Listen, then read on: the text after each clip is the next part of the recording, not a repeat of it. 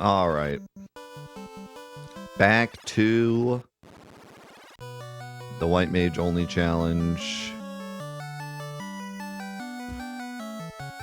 We need to go up at least another level or two. Even then, it's going to be rough because going up levels doesn't really help us too much. But it will hopefully allow us to not get one shot.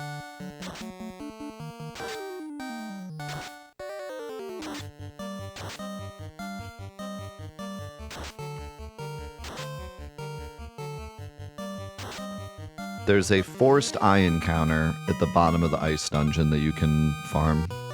That's what we're doing. But I have to get down there.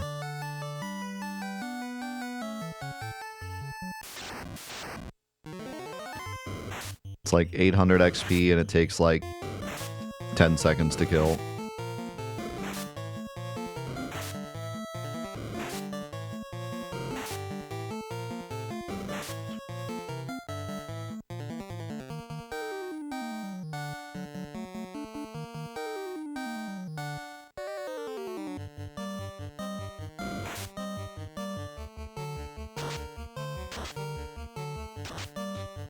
Is Zombie Dragons better, Razorblade?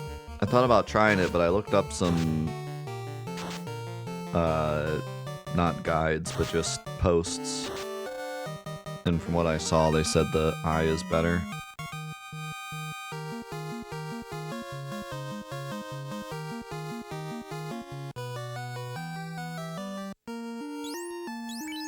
Eye is more consistent.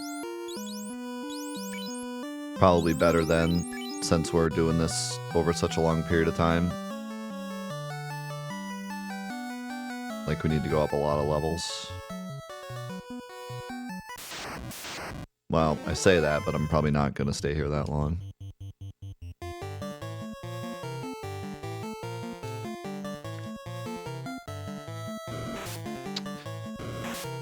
No, I'm probably only going to go up, like, a few.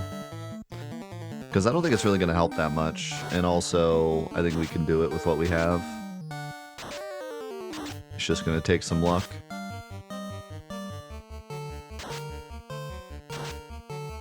These guys need to stop stoning me.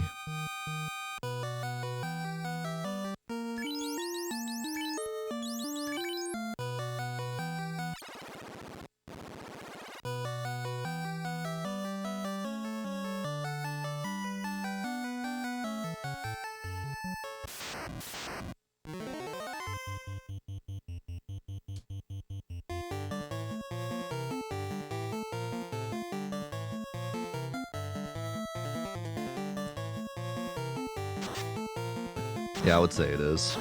The PSP version.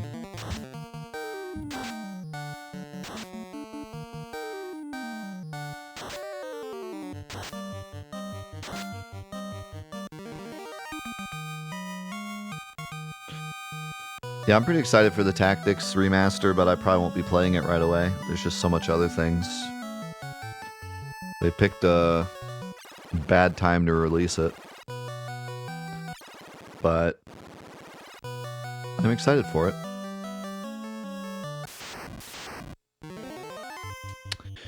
Final Fantasy Tactics, that would be a good game for everyone to review. A lot of people here have played it.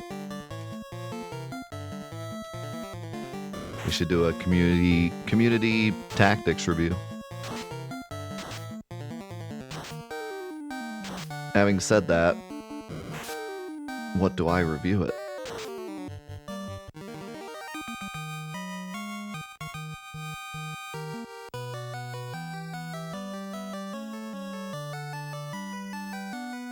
Tactics is impossible to beat, but I beat it.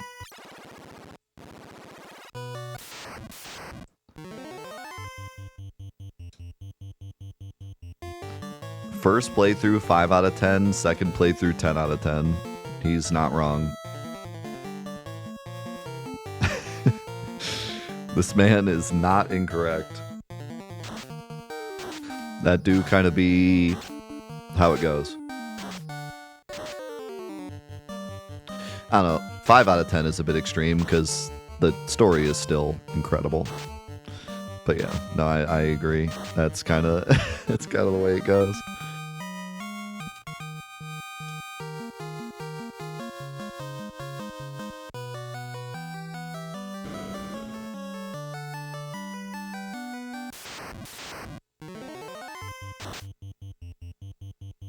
I don't know. It's hard. First of all, I loved Final Fantasy Tactics way more than I thought I would. I don't tend to like tactical RPGs unless it's like the 3 tactical RPGs that I love. So I kind of expect, and then it's like an older tactics RPG with like outdated menus. And so I just felt like it was going to be a bit of a slog. I thought it was going to feel outdated.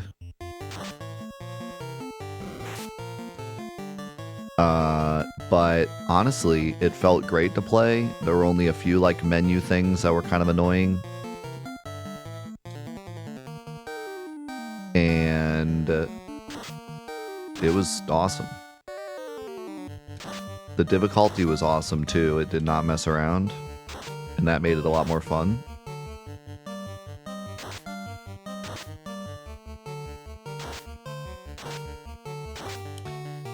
My biggest complaint with Tactics is its soft lock capability. And also some of the classes just seem like total garbage. There's also a glitch pretty early on that you can like break the game, but that's not... I don't think many people would run into that.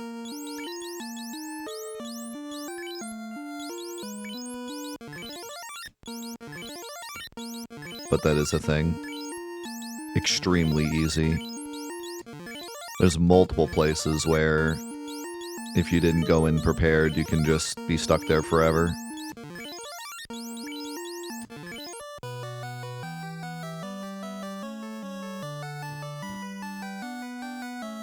Yeah, it's honestly pretty bad.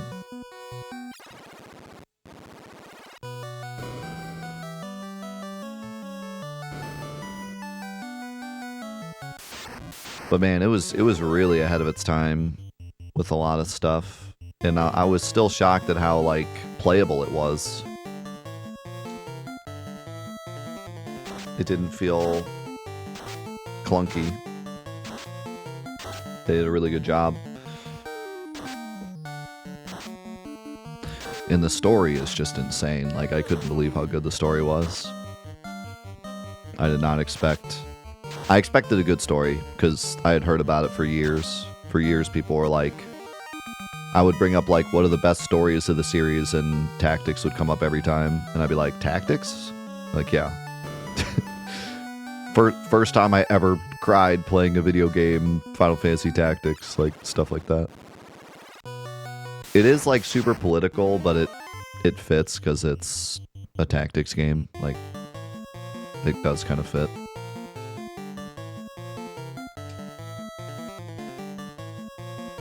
It's political, but it's like medieval political, not modern political. But yeah, I mean, it's crazy. It tackles some really deep stuff. It handles everything really well. Has some amazing characters.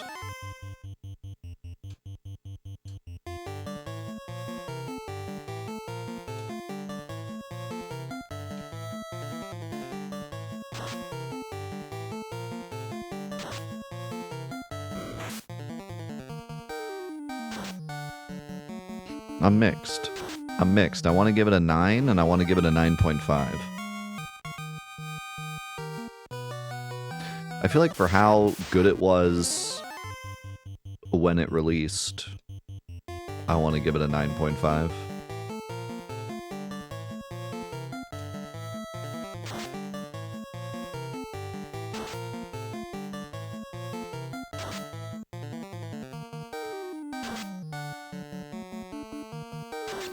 You think it has a lot of issues?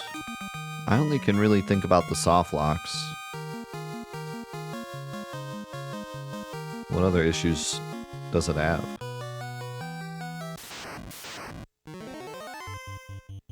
And the glitch, but that's hard to really include.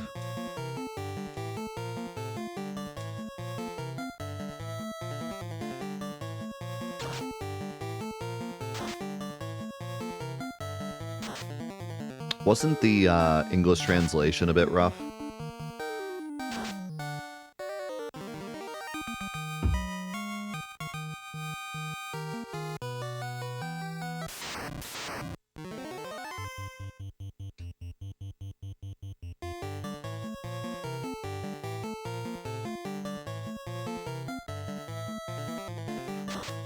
Is it a true soft lock? Like with tactics? Yes.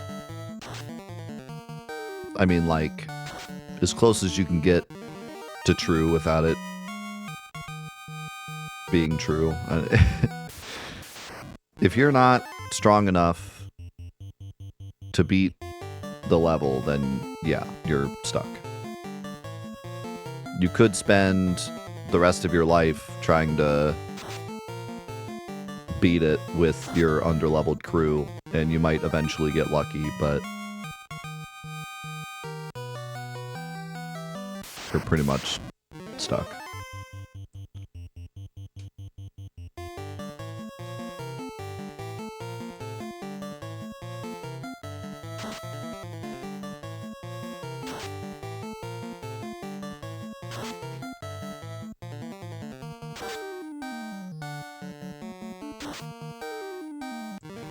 Frustrating leveling.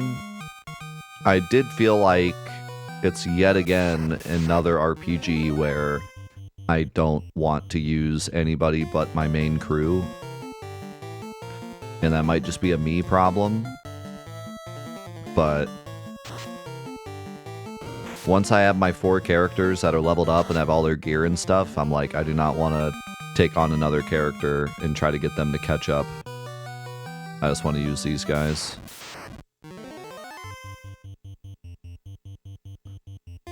But then at the end of the game, I had to bench some people because I could not beat the end of the game without the NPCs the game gives you.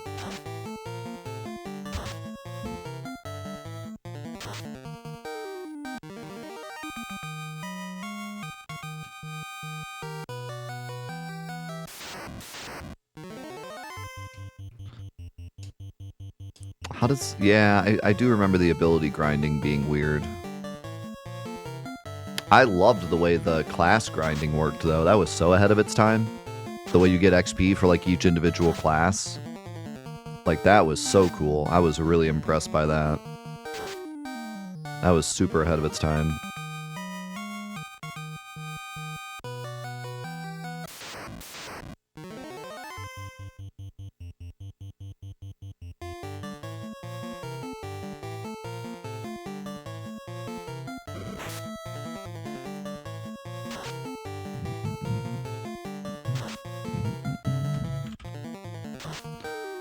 Let's see, let me do... I didn't do Final Fantasy X yet, right?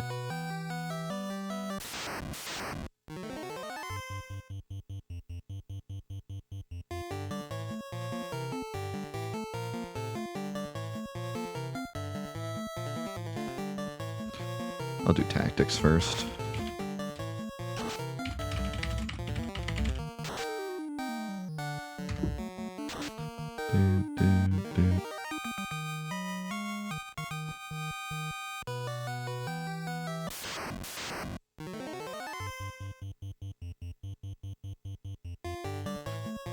There were some abilities that were like so bad too, and some abilities that you just had to have.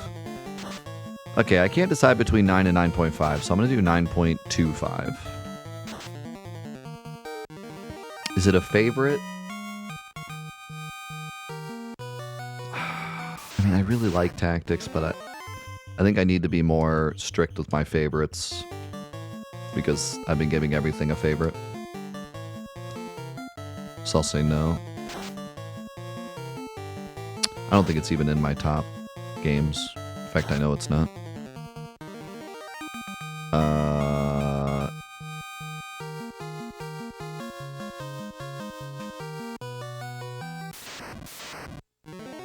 No. That's bad. Not only is it a triple sorcerer fight, but they ambushed us. And 2 of them used trance. And nobody woke up. This is not good.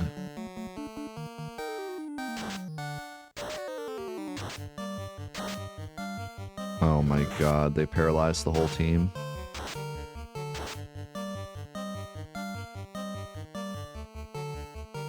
You've gotta be kidding me. And no one wakes up.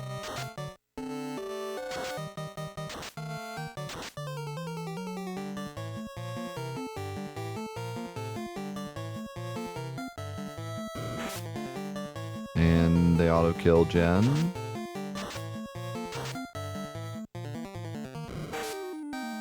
And they auto-kill Death, and we lost. And we just lost all that. We just lost all of our progress. Because of a triple sorcerer ambush. Excellent. That is so excellent.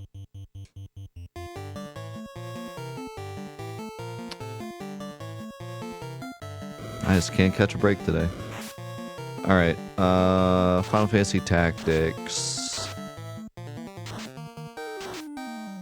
What do I even write?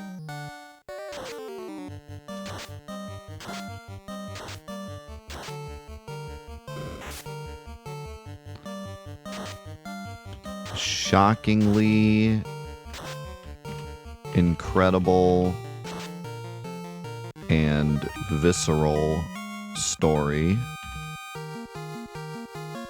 Mechanics that were way ahead of its time, but a couple flaws in design and translation, including level up mechanics and easy soft locks.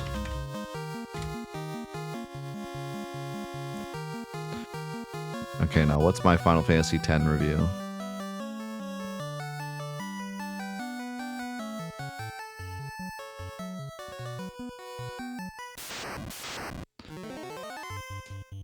How close am I to the end? I am at the end. We are at the final dungeon. The problem is there's no way to leave the final dungeon once you enter it, so we have to do the entire thing in one shot. And the final dungeon in this game has a copy of all the big bosses. And with 4 white mages, and the fact that I can only use spells a certain amount of times, it's a huge problem. So this final hurdle is very difficult. We tried it a couple of times and made it we made it to the 3rd boss on one of our attempts. But yeah, big difficulty curve here right at the end, because if we had leveled up to white wizards, we could use exit magic. So we could go down there, kill a boss, leave. But we didn't upgrade. I decided to go the hard route and stay white mages. So we can't use any high level magic.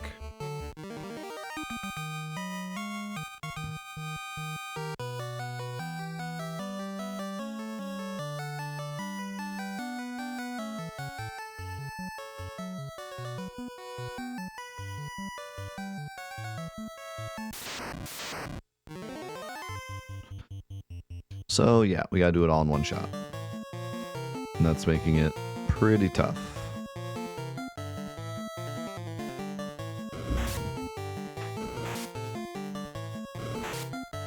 I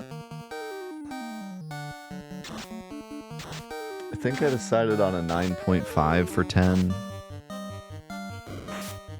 And it's mostly just because other people have issues with the game. I think the game is nearly flawless,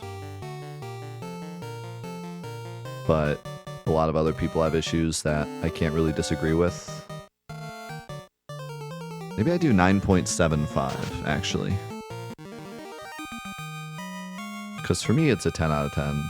I think that any small, ew, Titus is kind of annoying, or ew, there's a lot of grinding at the end, is greatly outweighed by its positives.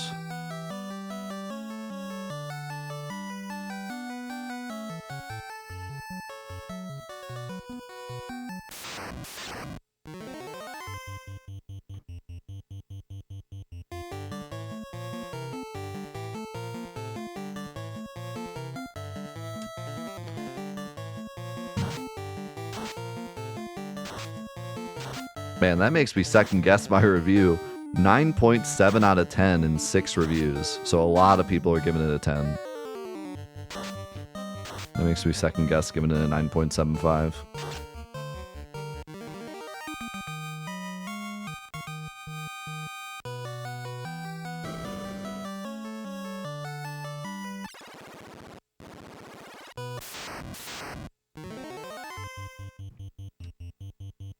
That's just because the haters haven't reviewed it yet, though.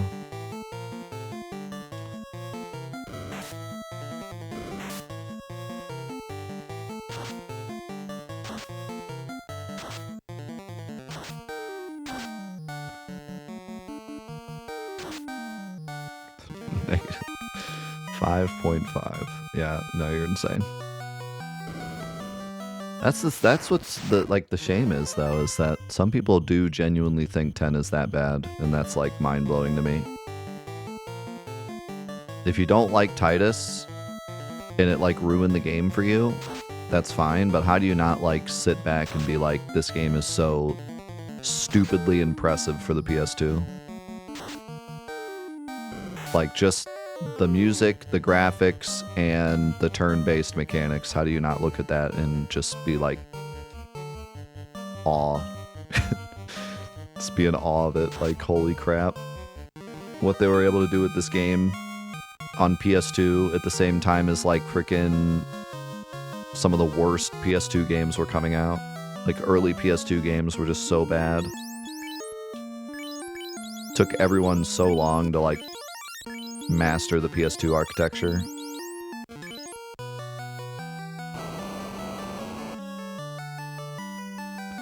You had Metal Gear and Final Fantasy X, and everyone else was like, how do I code for this thing?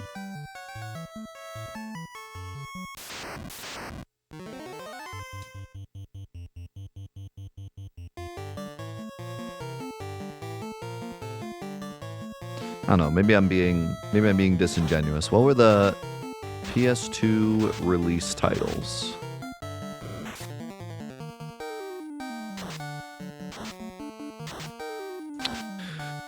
You had Armored Core 2, okay. Dead or Alive 2 Hardcore. I don't know enough about Dead or Alive to tell you if Dead or Alive 2 was good. Dynasty Warriors 2, I think that was decent. ESPN International Track and Field, ESPN X Games Snowboarding, Eternal Ring, Evergrace, Fantavision, Gun Griffin Blaze, Kessin, kind of a banger. Madden NFL 2001, Midnight Club, kind of a banger. MotoGP, kind of a banger. NHL 2001, Orphan, Cue Ball Billiards Master, Ready to Rumble Boxing Round 2, I had that game, it sucked. Ridge Racer 5, Silent Scope, Smuggler's Run, SSX, okay. Street Fighter EX3, I don't remember if EX3 was good or not, but I mean it's Street Fighter. Summoner, interesting. Swing Away, Tekken Tag Tournament, Giga banger. Time Splitters, banger. Unreal Tournament, banger. Wild Wild Racing, and X Squad. So I mean, better than I thought. Better than I thought, but nothing like absolutely insane. Except maybe Midnight Club, Time Splitters, Tekken Tag, Armored Core 2.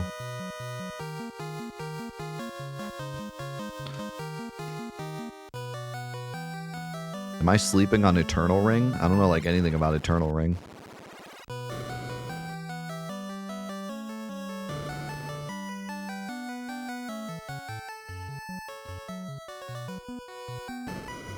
Yeah, I don't know like anything about...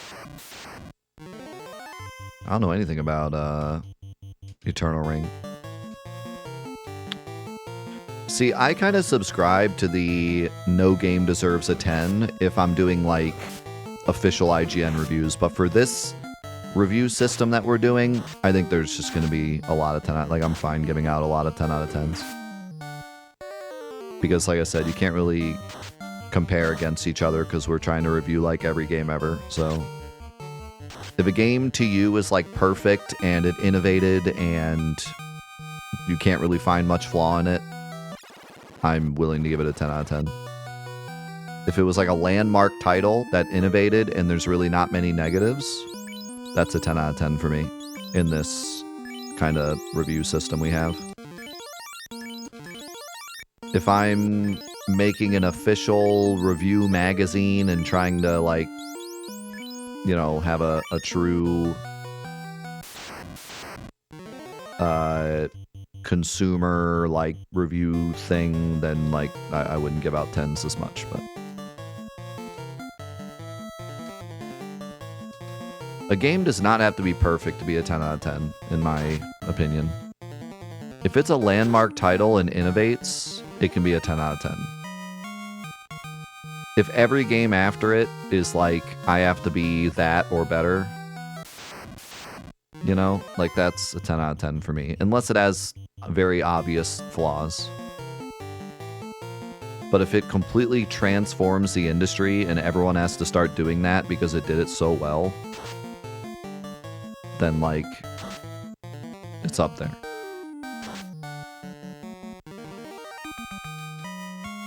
Like I would probably be willing to give Dark Souls a 10 out of 10. Demon Souls, it had a lot of issues. Yes, it was like huge, but it had a lot of issues. Dark Souls was the one that changed everything. Dark Souls was, holy crap, now everyone has to make games like this. And I can't really come up with enough negatives in Dark Souls to be like, it's not a 10 out of 10. I'm sure I could dig up some negatives, but it wouldn't outweigh the positives. Now, I can't give Dark Souls a 10 out of 10 because I haven't played it. And you guys said I can't give out reviews if I haven't played it. I've played all the other ones, I just haven't played Dark Souls 1 yet. So, can't review it, sorry.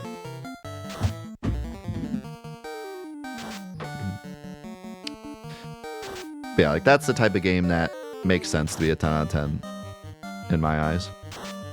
Also, like God of War 2016, you know, that sure you could probably come up with some small things, but it was so massive and so many games tried to do what it did and pretty much like changed Sony's way of making games after they made it. And in general, it's amazing. So that would be like a 10 out of 10, yeah.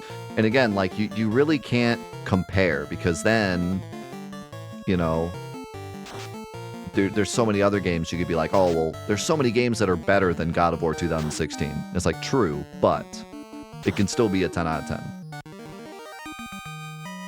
The reviews aren't exclusive to each other, you know. Just because I think Celeste is a 10 out of 10 doesn't mean that God of War can't be.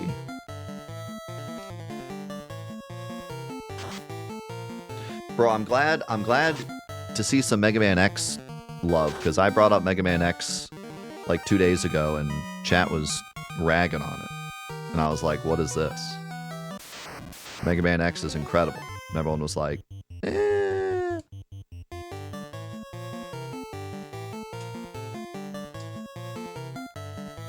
That wasn't just you. It wasn't just you.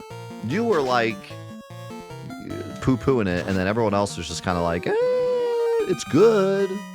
It's better than Retro saying it is, but I was like, guys, it's a 10 out of 10. It's like top 5 platformers of all time. Like, I'm way higher on it than I think everyone else is.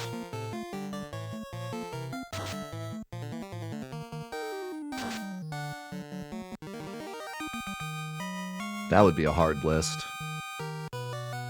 Top 5 platformers of all time. Sorry, Mega Man, but Mega Man X is the only entry you're getting, I think. As much as I love retro Mega Man, I don't know if I could put it in the top 5. What was the first Mega Man that had sliding? 3 or 4?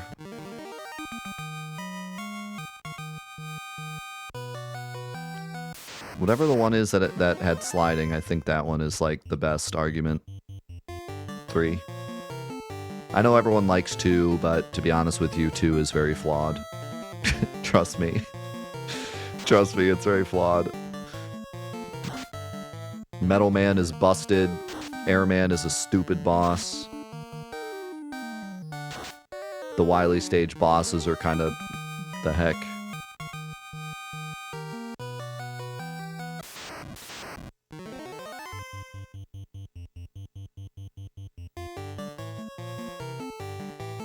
You can't slide, you can't charge.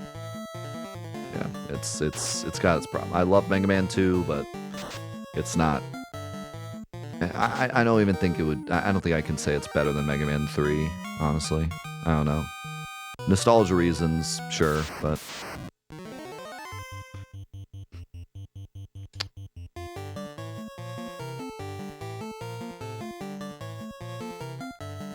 yeah, top 5 platformers. So, like, I know it's gonna sound biased, but Celeste truly is a top 5 platformer of all time. It really is. I don't think I can do my best to be unbiased about it, and I still can't disagree. The amount of innovative movement, the deep story in a genre that doesn't normally have such a deep story, and the fact that it nearly won Game of the Year, I just think it is. I don't know. I really do. I think it is. And the music as well, and the fact that it was made by, like, mostly one person. A huge chunk of the game was made by one person. The rest of the team was like 6 people. Like, it's crazy. Absolutely insane.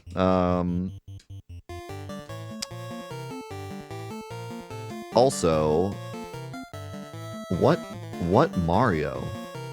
What Mario? Super Mario World?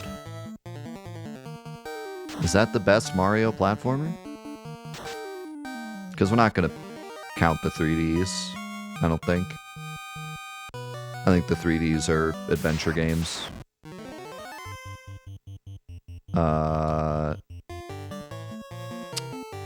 it's a hard discussion, but like for me, especially like Mario 64, there is platforming, but it's definitely not the focus. The focus of Mario 64 is adventure and, like, finding the stars and solving puzzles. Like, I don't think the platforming is a main thing in Super Mario 64. Like, I'm thinking about a specific... They're 3D platformers? I don't know, man. It's hard. Like, I'm thinking about a Mario 3, like a Mario 64 level. A lot of the level is not platforming or even jumping. I think Womp's Fortress is probably the best example of, like, a platforming level.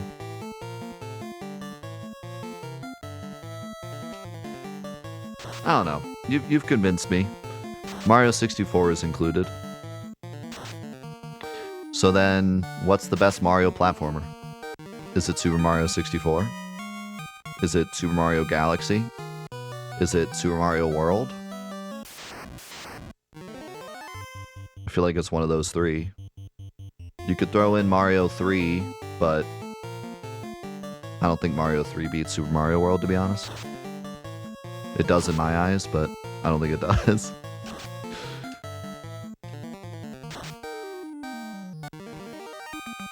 Yeah, probably Super Mario World, I think.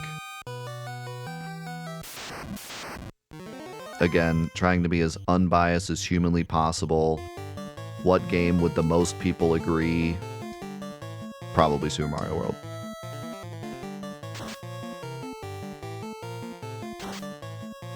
So we got... So wait a second. Now we got to go back to the Mario discussion, or the Mega Man discussion. Is Mega Man a platformer? Because from my argument, the main focus of Mega Man is shooting, not platforming. But is this list only games that are mainly a platformer, or can it be sub a platformer and still be in this list? I guess that's the question. Because Mega Man is a platformer, but like, it's not. It's 60% shooting, 40% platforming. That we have to come up with a rule for the list. Is the list pure platformers only, or is it anything that can be a platformer?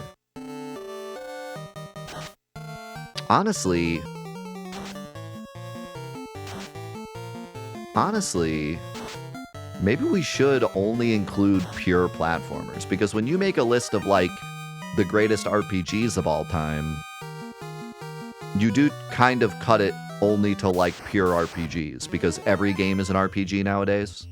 So you can't put in frickin' anything with RPG mechanics, or else the list no longer makes sense. So maybe we are only talking pure platformers. Something where 80% of the game is platforming. You're not shooting, it's not a fight, beat 'em up, it's not a, it's gotta be like Mario, Sonic, Celeste.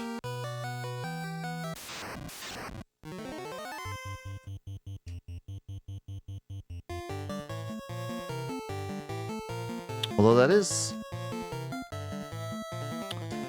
a good point, though.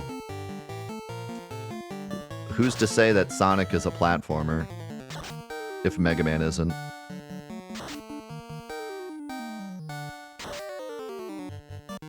Like, just think about comparing Sonic and Mega Man. Sonic, you run, jump, and shoot, or Sonic shoots. Mega Man, you run, jump, and shoot. Sonic, you run, jump, and spin. The bosses in Mega Man, you shoot them. The bosses in Sonic, you spin them. Like, it is kind of hard to differentiate them.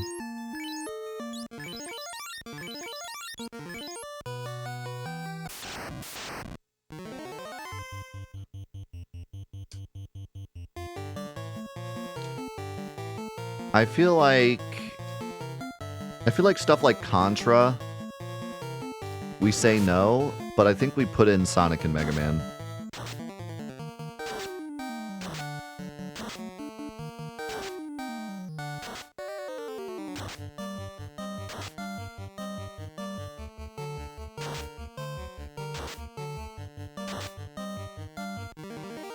Cuphead, I don't know. Cuphead only has platforming levels. The main game is a boss rush shooter. I don't think I can include Cuphead. I can include Mega Man, though, I think. I think Mega Man is in there. Also, please, for the love of God, do not kill me. I will do anything. Please. Luckily, there's only 2 of them. Alright, we're good. Can you not? Can you not just kill me? For fun. For sport.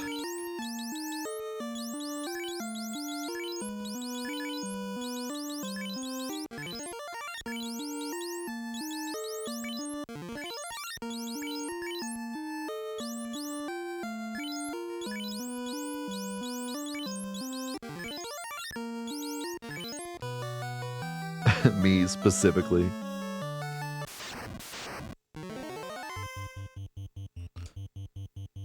All right, so we're including Mega Man, and we're including games that are like platformers but have action, like Prince of Persia. So what are the top 5? Super Mario World, Celeste, Mega Man X. What are the other 2? Does Hollow Knight count as a platformer? Now we're going even deeper. Does Hollow Knight count as a platformer? Do Metroidvanias count as platformers?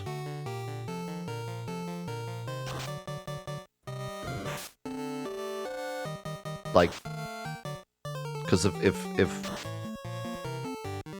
Metroidvanias count, then frickin' Super Metroid and Symphony of the Night are the other 2. I don't know. Probably. What are you gonna put above those?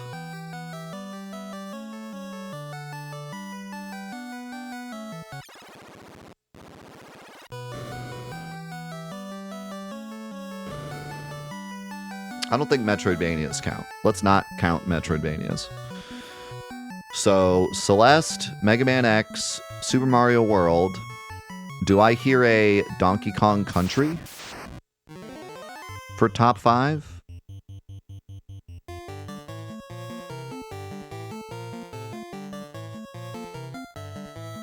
Two in particular, more than likely. So Donkey Kong Country 2.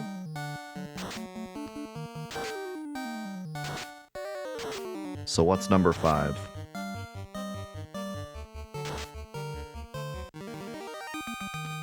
Listen, I'm gonna be completely honest with you. Feel free to unsubscribe, delete your account, unfollow me, unsubscribe, delete your account, and write a 5-page essay to my email. Sonic blows. Like, it just blows. Like, retro Sonic blows in comparison to Donkey Kong Country, Super Mario World. It sucks. I've played OG Sonic multiple times, all the way through on the stream. Sonic 1 genuinely blows. Sonic 2 is great, but doesn't even hold a candle to Super Mario World or Donkey Kong Country. It has so many issues. It is so difficult to play back then and today. The only one that I would even remotely give credit towards would be Sonic 3 with Knuckles, because it's such a massive game, but it's also like 2 games that you had to purchase. And it's still not even that great, honestly. Like, over the years, I've become less and less of a fan of OG Sonic. I think some of the newer Sonic, like Sonic Adventure, Sonic Mania, like, those games are fire. I would put Sonic Mania way above Sonic 1, 2, and 3. Let's get that straight. Sonic Mania, you could make an argument.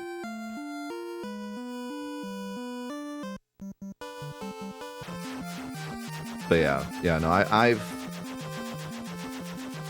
I've been through the originals multiple times on stream, and they just get worse every time. Every time I play them, I like them less. And I don't think it's just aging poorly either, because even as a kid, Sonic 2 drove me insane.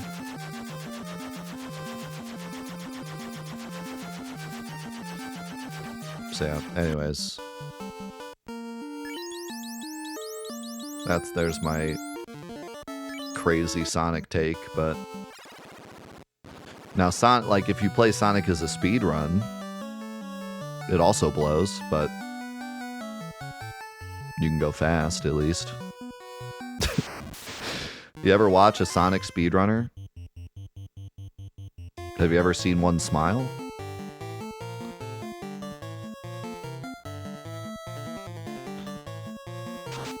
What else?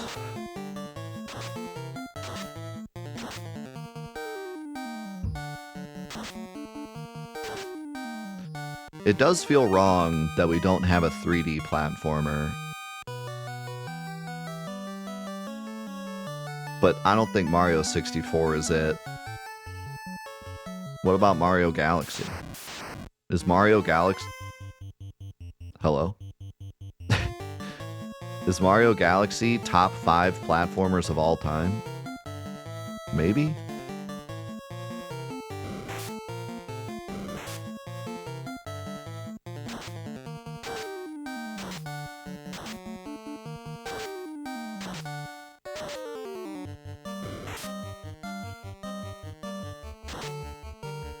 It's true. It's true. Mario 64 is another one of those examples where, like, even with its downsides, I would potentially give it a 10 out of 10. You know? Like, it was so landmark and innovative and incredible when we played it, and incredible nowadays, and has, like, this long-lasting legacy that will never...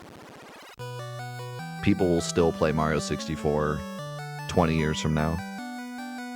So, like, yes, it has problems. Yes, the camera blows, but, like, I would potentially still give it a 10 out of 10.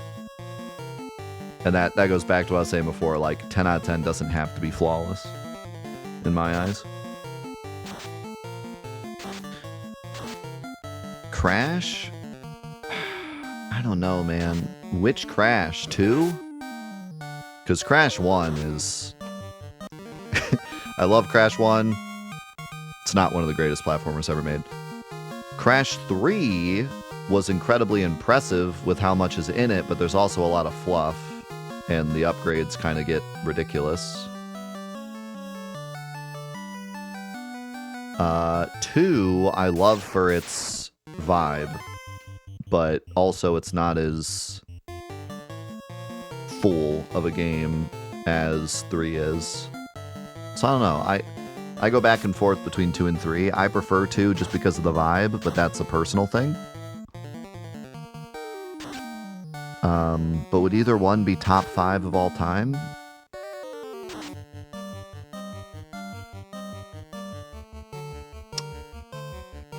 I mean, I don't think I'd put it over Galaxy, to be honest. I see the argument, but I don't think I'd put it over Galaxy. Dust Force mentioned. Dust Force, there you go. I mentioned it. It has been mentioned.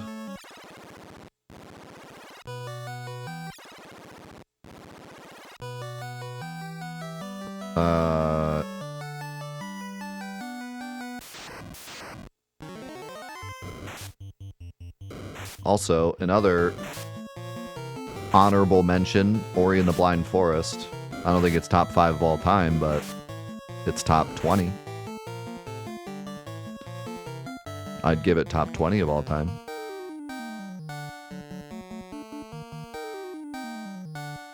Put it down there with Sonic Mania in Crash 3.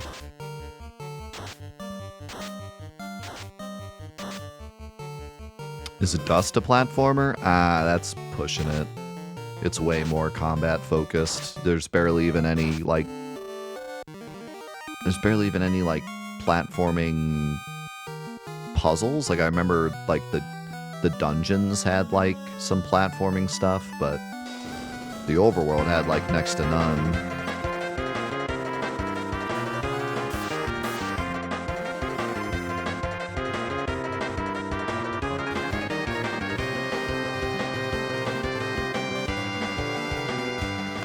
My man Darth with the 70 months. Man. Loving the chat for Darth. Being here for 70 months, being such a big supporter. Thank you, man. Thank you for everything you've done over the past 70 months. Appreciate you, man.